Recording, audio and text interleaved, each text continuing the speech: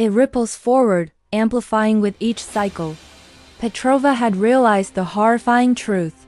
The device was an anchor, tying 2 points in history together in a destructive relationship.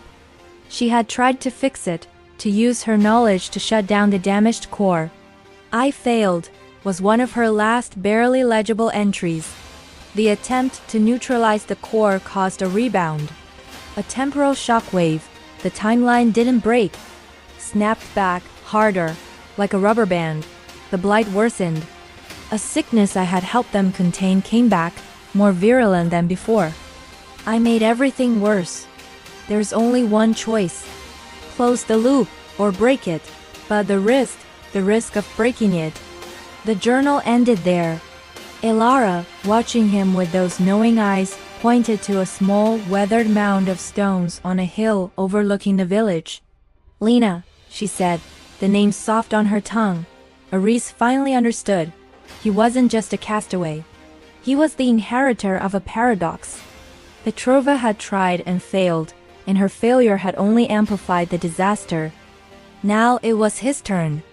And he knew, with a certainty that chilled him to his soul, that the devastating loop she had described was already well underway. Gaining the trust of the Corvideni was a fragile, thorny process.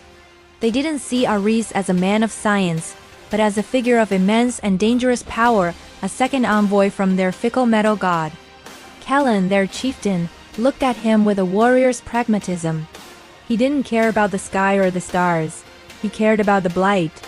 The temporal radiation Petrova wrote about wasn't some abstract concept. It was a creeping death strangling his people. The earth for a mile around the glimmering heart had turned sour.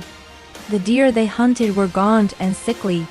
And a wasting sickness, a cough that turned to fever and then to blood, was starting to move through the village children.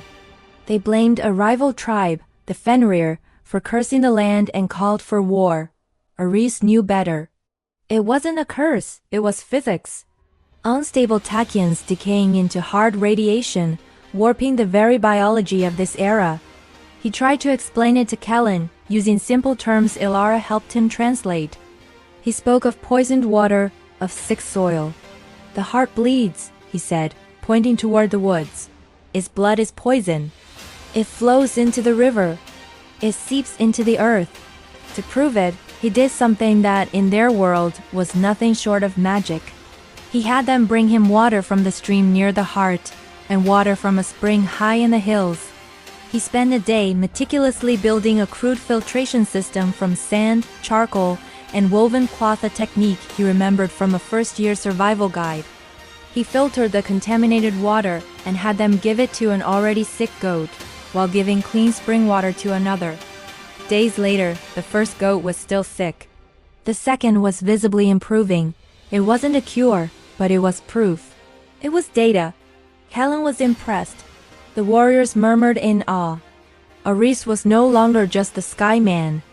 He was a water cleanser, a life warden. He had used his knowledge to solve a problem, and in doing so, had unknowingly become a kind of prophet. He showed them basic crop rotation, explaining how planting the same thing in the blighted soil was draining what little life it had left. He was subtly introducing the scientific method to a world that ran on superstition. With every success, his fear grew. He was repeating Petrova's path. She, too, had used her knowledge to help, and in doing so, had become entangled in their history. He was pulling at the threads of the timeline, and he could feel it stretching taut around him. He grew closer to Ilara, the keeper of the tribe's oral lore. She told him stories of the great winter and the famine that followed the first Skyman's arrival. Her stories weren't myths. They were history, filtered through a pre-literate culture.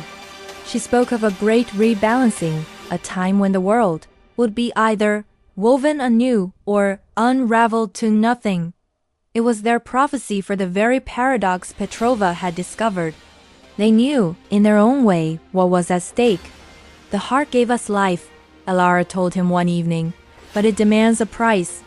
"The first weaver," she said, referring to Petrova, "tried to silence the heart. It only screamed louder. Now you are here." "The second weaver, will you pay the price?" Her question hung in the air, more profound than she could possibly know. The price wasn't a sacrifice of goats or grain. It was a choice that could annihilate two realities. The true nature of the crisis, however, was revealed not in the journal, but in his own fevered mind. The temporal sickness was getting worse. The flashbacks were more frequent, more vivid, but they weren't just flashbacks anymore. They were bleeds. Glimpses into the future he left behind, a future that was twisting and decaying in response to his actions here. He saw Ben, his colleague, in a containment suit, analyzing crop failures in what should have been America's fertile heartland. He saw news reports of a new, aggressive avian flu that defied all vaccines, a virus that mirrored the sickness taking the Corvidani children. He saw the world's coastlines receding not from rising seas, but from a bizarre, inexplicable crystallization of the water. Every problem here had a terrifying, distorted echo in his own time. Petrova hadn't just made the past worse. She had locked both past and future into a death spiral. Then came the tipping point. Scouts returned with grim news. The Fenrir, the rival wolf clan, were on the move. Their own lands were barren, their people starving. Their shaman had declared the Corvidani and their glimmering heart to be the source of the curse. They were coming not just to raid, but to destroy the idol and wipe the Corvidani from the earth. They would arrive in 3 days. Panic seized the clan. Callan's warriors were fierce, but they were outnumbered and weak. That same night, a young girl, Ilara's own granddaughter, died from the wasting sickness. The fragile trust Aris had built shattered. Whispers turned from awe to fear and anger.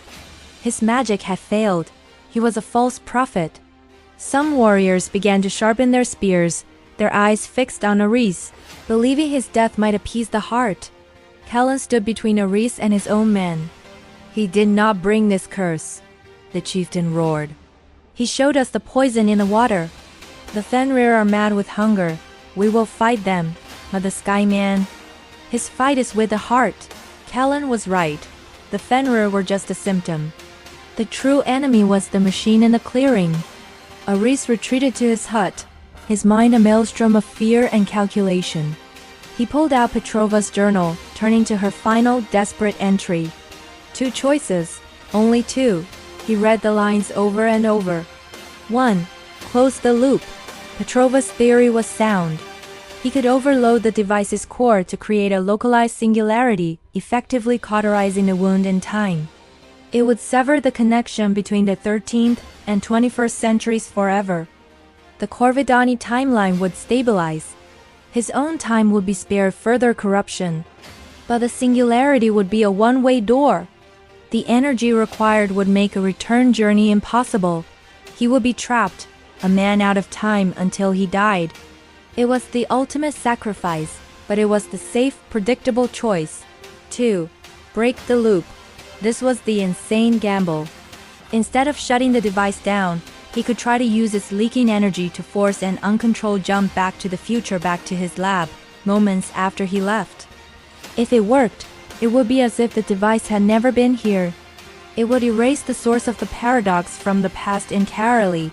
It wouldn't just stabilize the timeline. It would heal it, erasing the blight, the sickness, maybe even the memory of it. But the calculations had to be terrifyingly precise. If he was off by even a fraction, he wouldn't just fail. He would trigger the ultimate paradox Petrova feared, an uncontrolled energy release that would unravel both timelines at once. The nullification of history itself. Petrova had deemed it too risky. She had tried the safer path and failed. Aris stared at the journal, the weight of 2 worlds on his shoulders. The shouts of the warriors outside were a grim reminder that time was running out. Sacrifice himself to save everyone, or risk everything to save everyone and himself. The scientist in him screamed to play it safe. But the man who had seen a child die, who had seen the echoes of that death in his own time, hesitated. Could he really condemn himself to life as a ghost, when there was a slim chance to truly fix it all? The choice was his, and he had less than 3 days to make it.